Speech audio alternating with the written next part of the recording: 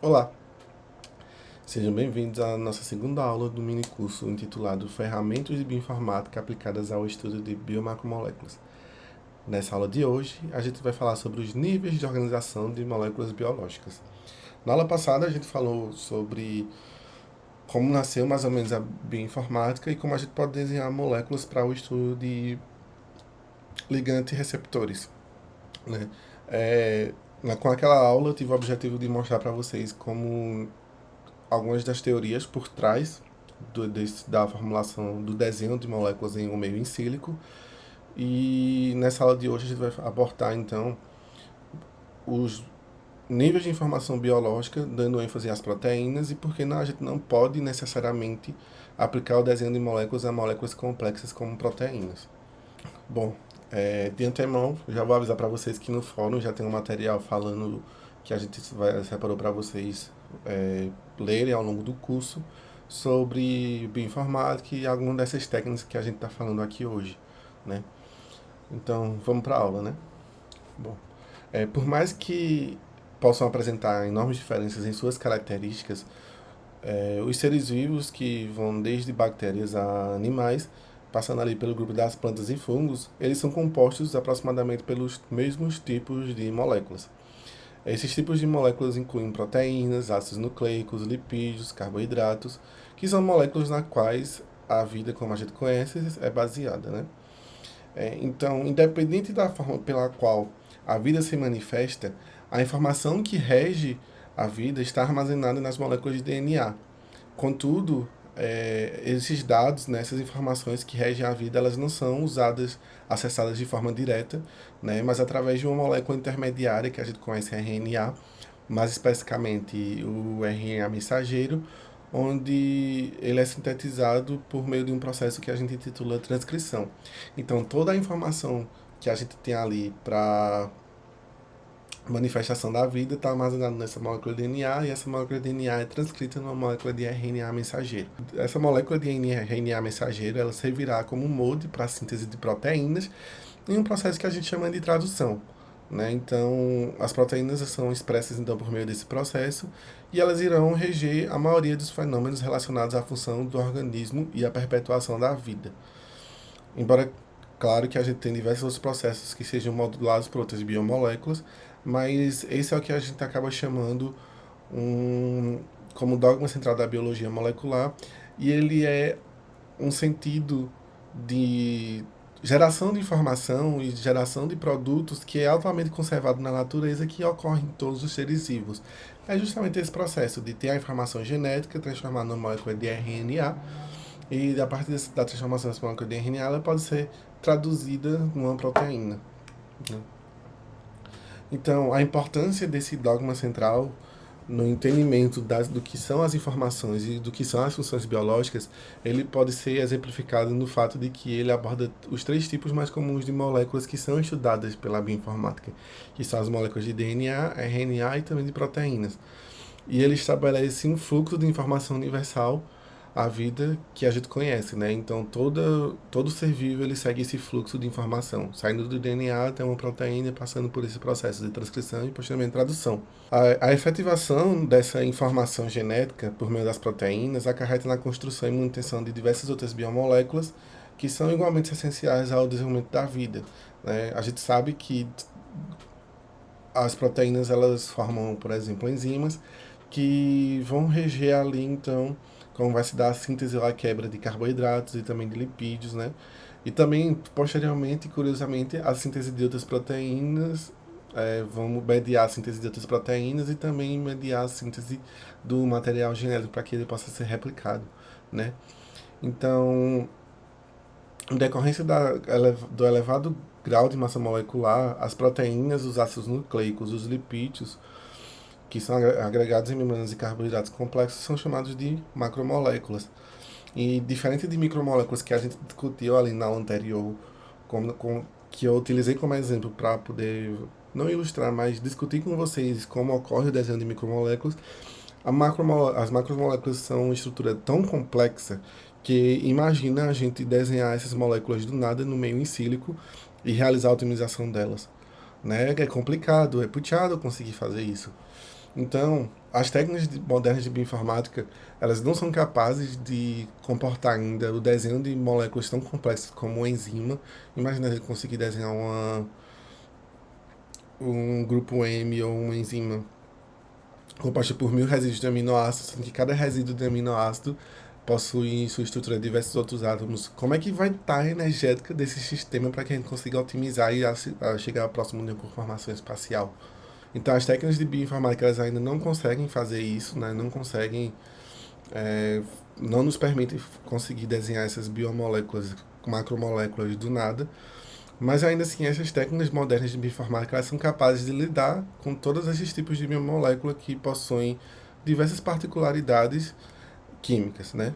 A gente consegue lidar com esse tipo de biomolécula porque a gente passou a entender que essas moléculas possuem níveis de organização, então a gente consegue visualizar, uma vez que a gente tem esse sistema ali, a gente tem essas moléculas e moldes dessas moléculas ali que a gente pode ter acesso a eles e a gente pode extrair diferentes informações desses níveis de moléculas, né, nesse nível de informação. A classificação da estrutura de biomoléculas ela envolve didaticamente 4 diferentes níveis de complexidade. Essa separação ela facilita o entendimento de como e do porquê macromoléculas adotam determinadas formas em meio biológico e como elas também desempenham determinados tipos de funções. Então, cada nível de informação biológica ela traz volumes e tipos de informações diferentes, exigindo poder computacional e abordagem distintas entre elas, como a gente vai ver adiante. Em princípio, esses níveis apresentam um componente hierárquico, ou seja, a informação de um nível é importante ou necessária para que a gente, para o nível de complexidade do seguinte, né? E diversos fatores podem atuar nesse processo, mas entender um certo nível de informação biológica me permite também, futuramente, entender outros níveis também. Se é que vocês conseguiram ver. Então, por exemplo, quando eu estudo um nível de informação primária, eu posso entender mais ou menos o tipo de informação que me espera no nível de informação numa estrutura secundária. E para entender a estrutura secundária, eu preciso recorrer também à estrutura primária. E por aí vai. Então, abordando então, o primeiro nível de informação biológica, que a gente chama como estrutura primária, ele é um nível de complexidade, é um nível inicial de complexidade, e a estrutura primária ela consiste num padrão de letras, ou pequenos conjuntos de letras, né, que representam a composição de um biopolímero. É, no, essa sequência de letras ela representa uma informação de natureza unidimensional, ou seja, diferente de uma biomolécula que eu desenho ali no plano espacial. Essa informação ela é unidimensional porque essa é uma sequência de letras e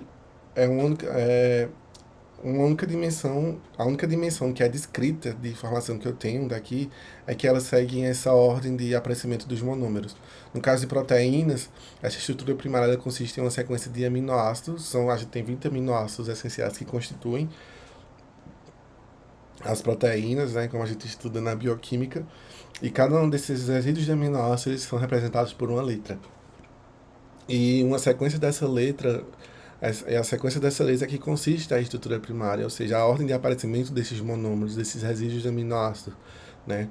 Então, embora ela possua uma menor complexidade, a estrutura primária ela nos oferece um grande volume de informações sobre a forma mais nativa da proteína, que é quando a molécula por exemplo, para a gente poder até compreender melhor como se dá esse processo de transcrição e tradução, quando a gente faz esse processo, a gente consegue entender quais os resíduos de aminoácidos que estão compostos naquela proteína, né? E a gente também, graças a isso, quando a gente consegue entender, por exemplo, que quando a gente analisa a sequência primária de uma proteína, a gente pode ver se há uma predominância de aminoácidos polares, de aminoácidos básicos, ácidos, ou de aminoácidos apolares também. E com isso, quando a gente tem um conhecimento muito profundo sobre esses padrões específicos de constituintes das proteínas, a gente até pode imaginar qual característica ou qual função essa proteína pode ter, né? Então, uma vez que a gente identifica esses padrões ou essa assinatura dessas biomoléculas, eles podem ser usados em busca das mesmas características em outras proteínas também, que são proteínas já desconhecidas. Então, por exemplo, quando a gente sequencia uma proteína, a gente já pode ter noção de que tipo de função ela pode desempenhar, se ela tiver uma predominância muito grande de resíduos de aminoácidos polares, ou se ela tem uma região altamente conservada, que está presente em outras proteínas também, de um certo grupo, como por exemplo, uma região. Quando a gente trata da aminolevulinato desidratase, que é uma proteína que é conservada em diversos grupos. A gente já pode ter noção de como essa proteína age devido a uma sequência de resíduos aminoácidos que é conservada e possivelmente é ali que se encontra um ponto de ligação com o cofator ou até mesmo o sítio ativo dessa proteína, né? Então, esse tipo de comparação nos permite estudar a evolução destas biomoléculas e dos organismos, e ela contribui muito para o entendimento de como a vida se desenvolveu e atingiu o seu estágio atual de complexidade, né? Esse nível de informação primária, essa estrutura primária, ela é muito utilizada para a gente comparar, por exemplo, não só como em proteínas, em RNA e DNA, quais regiões são mais conservadas no grupo e qual não é tão conservada assim. E a gente pode diferenciar, então, por exemplo, qual espécie possui um DNA ou uma sequência de proteína muito mais mutada, com muito mais mutações do que os outros grupos. E aí a gente conseguir desenvolver uma compreensão sobre esse nível de complexidade, como a vida se divergiu, por exemplo. Então, seguindo, então, a gente, além do nível de informação primária que consiste na estrutura primária, a gente também tem um segundo nível de informação, que é a estrutura secundária, né? E essa estrutura secundária, ela surge a partir da sequência dos monômeros descritos na estrutura primária, que ocorre nessa ordem específica, e ela já é representada por moléculas que interagem tanto com os próprios monômeros da estrutura, quanto com as moléculas do solvente em que essa estrutura está inserida. Por exemplo, enquanto dois nucleotídeos eles tendem a interagir de uma certa forma, por exemplo, se eles possuem anel benzênico, eles vão realizar um tipo de interação que a gente chama de empilhamento. Uma cadeia lateral de um resíduo de aminoácido que é polar, ele vai se expor mais à água do que interagir com outras moléculas apolares. Então, a partir dessa estrutura secundária, desse nível de informação biológica, a gente começa a visualizar então interações de ligação de hidrogênio com solvente entre a própria molécula, e ele vai assumir então que a gente chama as conformações espaciais. Vão gerar estruturas secundárias que a gente conhece como beta-folha, como alça de uma proteína, ou como alfa-hélice. E o que rege essa estrutura secundária é justamente os monômeros que estão presentes na sequência primária, que vão ter características específicas que vão interagir de forma diferente com o solvente e com os monômeros em si, como a gente acabou de falar.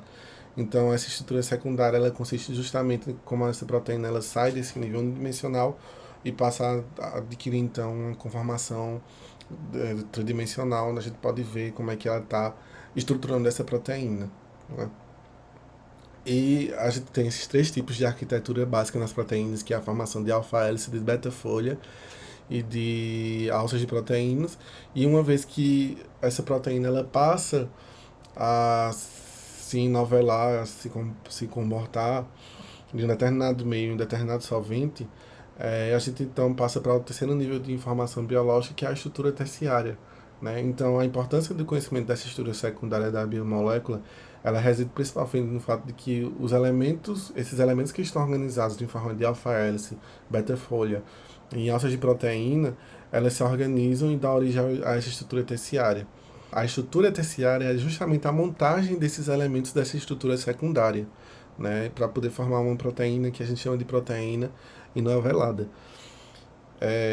Nesse processo, uma combinação de forças converge para que a biomolécula adote uma certa conformação mais estável no meio biológico, e nesse processo de novelamento, por exemplo, as regiões mais apolares vão ficar mais para o centro da proteína, enquanto as regiões mais polares para a região mais para fora dessa proteína, né? E esse processo de novelamento ele é mais estudado justamente nas proteínas, porque outras biomoléculas também possuem esse processo, mas no caso de proteínas, eles apresentam uma versatilidade de estruturas terciárias que nenhuma outra biomolécula possui. A gente sabe como as moléculas por exemplo, uma molécula de DNA ela vai se comportar mais ou menos no meio, ela não tem uma variação tão grande de forma quanto uma molécula de proteína. E justamente na molécula de proteína, esse novelamento ele envolve a aproximação mútua de resíduos que são hidrofóbicos, como eu falei, que vão ser repelidos pela água e atraídos entre si. Também os resíduos polares vão ser mais expostos ao solvente, né? E algumas, não só essas ligações covalentes entre os monômeros e essas interações com o resíduo polar e apolar do solvente vão estar interagindo entre si, como a gente também tem diversos outros tipos de interação na estrutura terciária. Então, nesse tipo de estrutura terciária, a gente tem interações não covalentes entre esses resíduos de aminoácido também.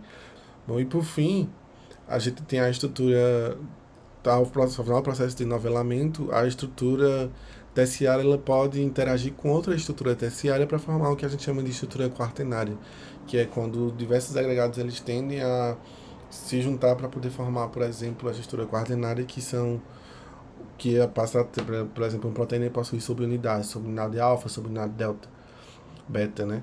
Então, de forma resumida, a estrutura primária é o primeiro nível de informação biológica que a gente tem, e ela é definida como a sequência primária de uma cadeia polipeptídica, sem representar um arranjo espacial tridimensional. Ela é unidimensional, como a gente viu, e ela nos permite apenas a visualização dos resíduos dos componentes da cadeia, e a tipo de informação que a gente pode tirar disso é como se dá o processo de sequenciamento dessa proteína, e também como cada letra representa um resíduo de aminoácido, a gente pode entender então o tipo de resíduo que está apresentado ali naquela estrutura, né?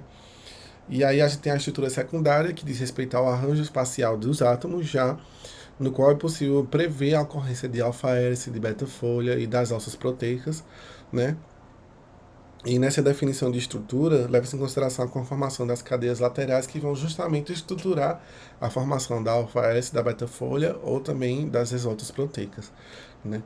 E a partir que a proteína ela passa a tomar forma, ela passa então a atingir seu terceiro nível de informação biológica, que é a estrutura terciária, que é o conjunto de visualizações dessas estruturas secundárias, né?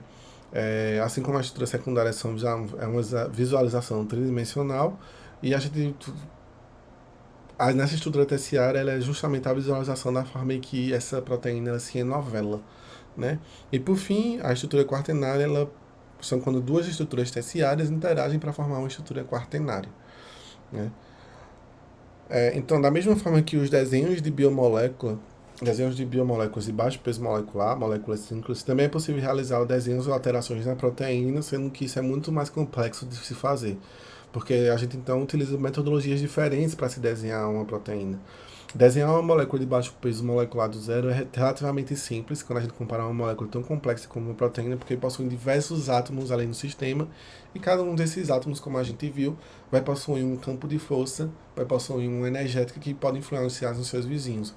Então, nesse sentido, a gente desenvolveu uma técnica chamada modelagem molecular de macromoléculas, que é quando a gente consegue desenhar, a gente utiliza uma estrutura que já tem sua estrutura bem elucidada, e a gente realiza modificações pontuais nessa estrutura macromolecular para se obter uma proteína derivada dessa outra. Então, a gente vai tratar desse assunto nas próximas aulas, e eu espero que vocês tenham gostado dessa aula até agora. Até mais.